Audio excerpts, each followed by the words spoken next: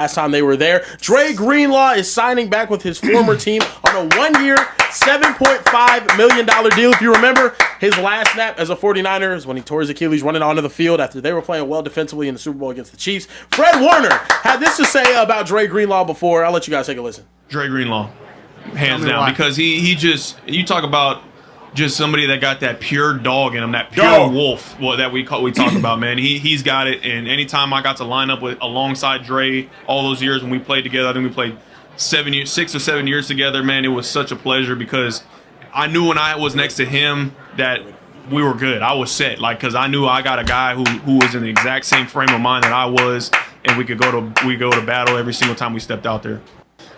Apologize for the clapping. Acho's large Nigerian hands just ruining the video. I don't. Where my one shot? How do we feel Where about? I don't care. Dre Greenlaw to the Niners is gigantic. Are you a Niners fan? Bang, bang. Okay. Dre Greenlaw isn't just a force. He's a force multiplier. So not only does Dre Greenlaw make the Niners better, Dre Greenlaw helps make Fred Warner better. Dre Greenlaw to the Niners exponentially increases this defense. Now, you also have to remember, Dre Greenlaw, a year removed from the Achilles injury, will be significantly better than coming right off of that Achilles injury with the Denver Broncos last year. Dre Greenlaw to the Niners now adds to Fred Warner's piece, to the Nick Bosa return, to the Mykel Williams return, to the Osa Odigizua return. You're talking about 5 of the front 6, because you really only have a front 6, not a front 7. You run a 4-2-5 more often than not. 5 of the front 6 are dogs.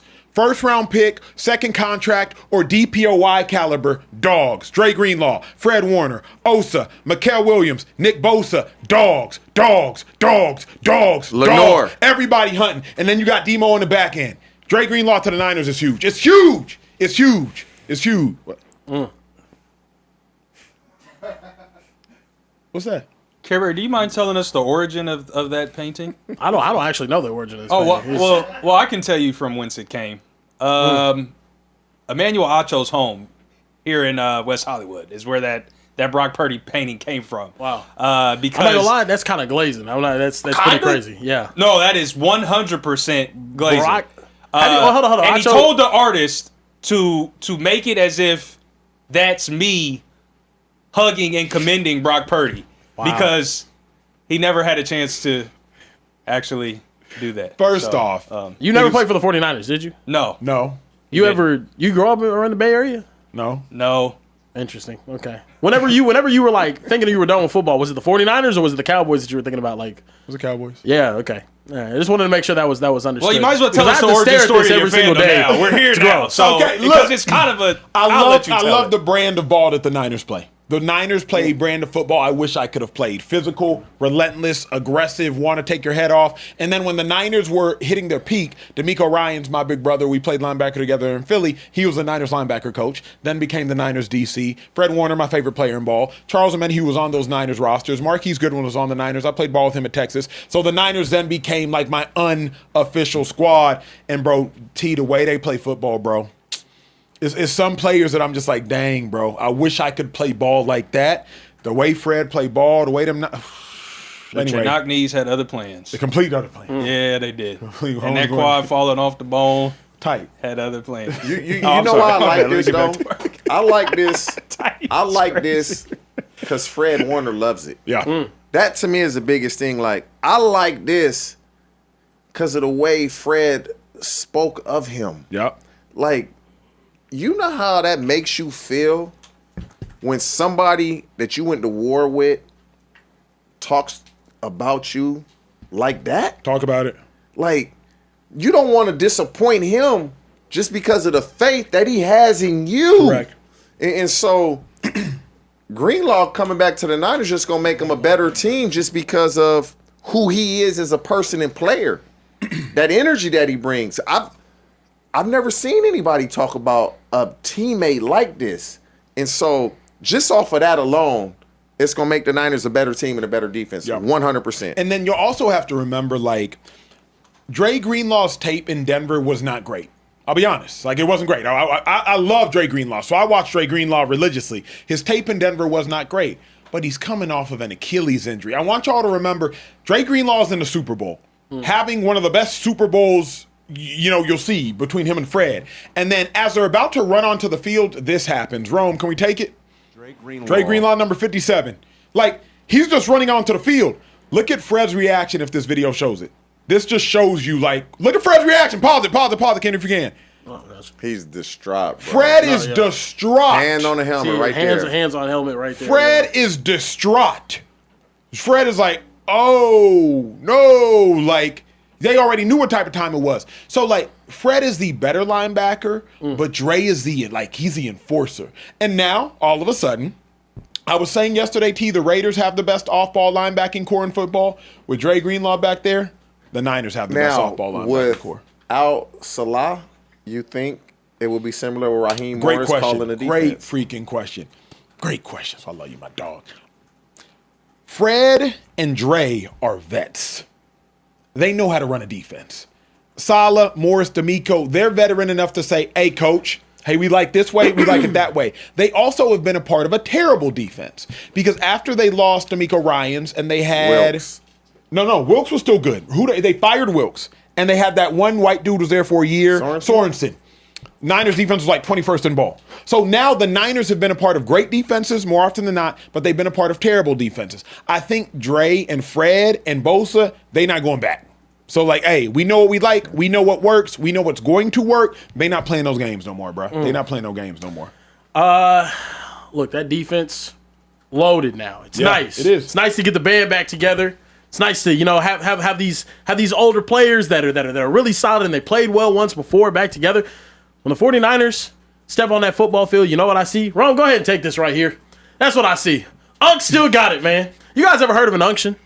TJ, you remember the event that I saw you at during Super Bowl week? The get together? That was an unction. You want to know how I knew it was an unction? I walked in. Girl, you're looking sweet tonight. Hey. Yeah. I really love. Yeah, you know what I mean. That's what it felt like. The unction. It was an unction. Now look, let me tell you why it's an unction over there in San Francisco. It's amazing, brother. Trent Williams, 37 years old. Kyle Juszczyk, 34. Mike Evans, 32. George Kittle, 32. Christian McCaffrey, your starting running back, 29 years old, brother. Now you had a Dre Greenlaw. Hey, real quick though. Off an Achilles injury. Hey. Brother, I'm so happy for you. If it works out, awesome. But this looks like the Los Angeles Lakers when they tried to get an old Wash Russell Westbrook. The Gary Payton Carmelo one too. You can say that one too. But Trent Williams at 37 still amazing. Still the best left tackle in football. Yeah. And to be still fair, the best.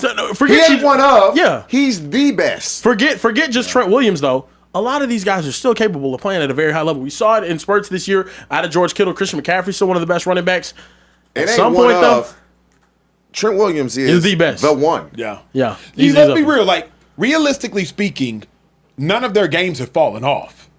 Some of their games are still to be decided. Kittle coming back from the injury, to be decided. Bosa coming back from the injury, to be decided. Yeah. Fred just broke his leg. My brother broke his leg. I've seen broken. That's not a big deal. So I'm not convinced yet that any of their games have fallen off. Christian McCaffrey, he missed all of 2 seasons ago, essentially, comes back this past year and has the best season of his career. So until I see one of their games, Kieran, decline, I'm not going to be out on them. Juszczyk's game, it ain't declined. So all of the Niners' old players, now, Trent Williams declined from the heavens to still the sky. But like this is what people need to understand. Though you start getting 30 and your game starts to decline. Man, that was some 1980, 90 shit. Because the offseason, guys wasn't really training the way they train now. Training camp, you going 2-a-days and you hitting it damn near every day, every practice, almost every period. Guys are training year round. Guys are putting a lot of money into the people that are paid to keep them healthy. Yeah. It's a different day and age, and so this archaic way of thinking like this is 1987 or 1998. No, this is today's athlete are more prepared than yesterday's athlete. So they can play 35 should be okay. They look like they may be getting not 31, 32, 33. No, at least not for me. Yeah, look, I agree with you in that standpoint. The problem is the 49ers, for whatever reason, I don't know if it's a strength and conditioning program, whatever happens during the season, they have horrible injury history. And now you're older with that horrible injury history. Whenever they're all on the field, they look amazing. They look incredible. They look like one of the best teams in the NFC, one of the best coached teams that you can see out there. They make Super Bowls whenever they stay healthy throughout an entire season. But sometimes one of those dudes goes down. It's like, things are looking kind of rough out there. Two of those dudes look down. Things are looking kind of rough out there. 3 or 4, and then you get what you get last year. Now you're putting the unction together, and it's looking like you make me happy. Mm-hmm. This you know what I mean? It's looking very unction out there. It's looking very unction out there. And look, a lot of electric slides going on. A lot of electric slides, brother. It's a lot of electric slides. It's a lot of complaining about what the ribs taste like. It's who made this? Who made the look mac and at the cheese? mac and cheese. Now, you know what I mean? It's tough. You're not wrong. And last thing I'll say on it is this. There's a fine line between the perfect combination of youth and wisdom and just being gold. Because think about it. The Niners have a very young quarterback. Ricky Pearsall is a very young wide receiver. Yeah. I believe they have a couple very young. I have a very young defensive lineman in Michael Williams. Osa Odighizuwa is still very young. I think 26 years old. They have a couple young offensive linemen. Lenore's young. The whole secondary's young. Yeah. You know what I mean? All the starting secondary. My Nigerian brother that played in the Big Ten. He be Mustafa. Yeah. Wherever he played, they're young, and then you got old cats. So the Niners could be that perfect combination, or Kieran could be exactly right. Like, I'm not going to sit here and argue with you. I think if they're healthy, they're a Super Bowl contender. Yeah. The problem is I have not seen them healthy. Yeah. Think about it. The past 4 seasons for the San Francisco